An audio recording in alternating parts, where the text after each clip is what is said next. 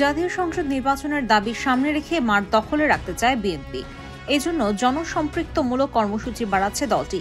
নির্বাচন পর্যন্ত এসব কর্মসূচি নিয়ে ভোটারদের দ্বারে দ্বারে যেতে চায় দীর্ঘদিন ক্ষমতার বাইরে থাকা বিএনপি। একই সঙ্গে সংগঠন গোছানোর পাশাপাশি নেতাকর্মীদেরও গণমুখী কাজে ব্যস্ত রাখার কৌশল নেওয়া হয়েছে।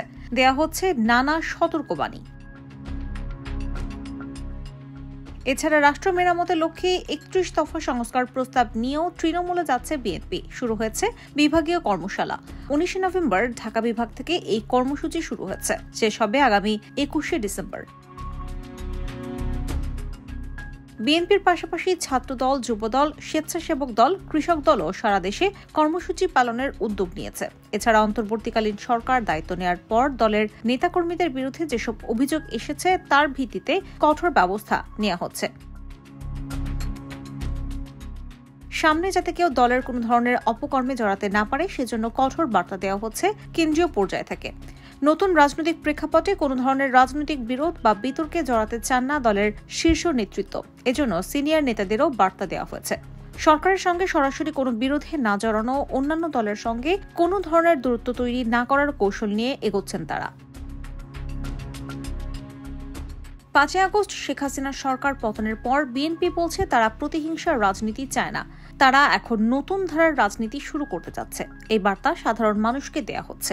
এরই অংশ হিসেবে জনদুর্ভোগ এড়াতে সাংগঠনিক কাজের উদ্দেশ্যে সফরকালে কোনো ধরনের মোটরসাইকেল বহর ও কার সহ অন্যান্য কোনো যানবাহনে শোভাযাত্রা পরিহার করতে নির্দেশনা দেওয়া হয়েছে।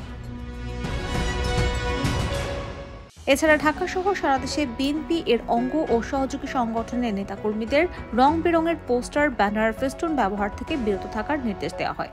দলের এই নির্দেশনায় দেয়াল থেকে ব্যানার ও পোস্টার অপসারণ করছেন নেতাকর্মীরা। বিএনপির স্থায়ী কমিটির সদস্য বেগম সেলিমা রহমান বলেন, 15 বছর দেশে দুঃশাসন চলছে। এই দুঃশাসনের কারণে সাংগঠনিক কার্যক্রম চালাতে পারেনি তারা। বিএনপি একটি বড় রাজনৈতিক দল, জনগণ বিএনপির মূল শক্তি। তাদের সঙ্গে সম্পৃক্ততা রেখেই বিএনপি রাজনীতি করে। সেই সম্পৃক্ততা জনগণের মাঝে আরো বেশি করে ছড়িয়ে দিতেই এই কর্মসূচি হাতে নেওয়া হয়েছে। বিএনপি চেয়ারপারসনের উপদেষ্টা সৈয়দ মোয়াজ্জেম হোসেন আলাল বলেন, 31 দফা নিয়ে সাধারণ মানুষের কাছে যাচ্ছেন তারা। এটা সাংগঠনিক তৎপরতা এবং রাজনৈতিক কার্যক্রম। পাশাপাশি প্রশাসনে এবং চাঁদাবাজিতে নেতাকর্মীরা যাতে প্রলুব্ধ হয়ে অন্ধকার পথে হাতছানি না দেয় সে বিষয়ে সতর্ক করা হচ্ছে।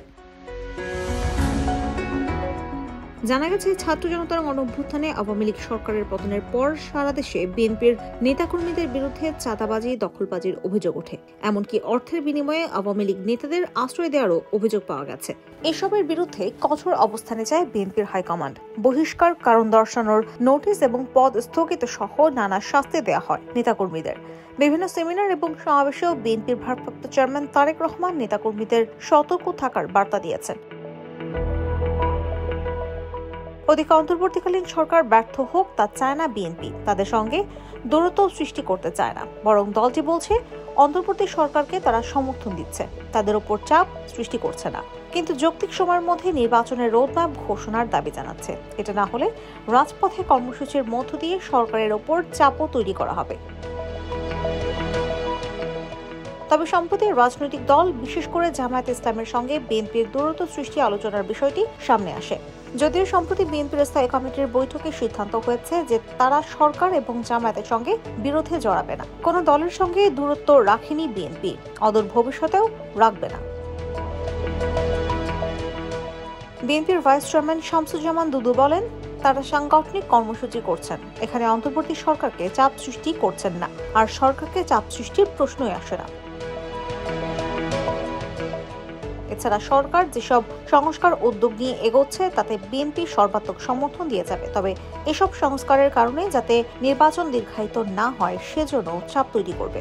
দলটির নেতারা মনে করেন, অনির্বাচিত সরকার দীর্ঘদিন থাকলে নতুন রাজনৈতিক সংকট তৈরি হতে পারে, এতে দেশ এবং মানুষের ক্ষতি হতে পারে। ইতিমধ্যে কিছু সংস্কারের বিষয়ে বিএনপি সরকারকে মতামত দেওয়ার সিদ্ধান্ত নিয়েছে।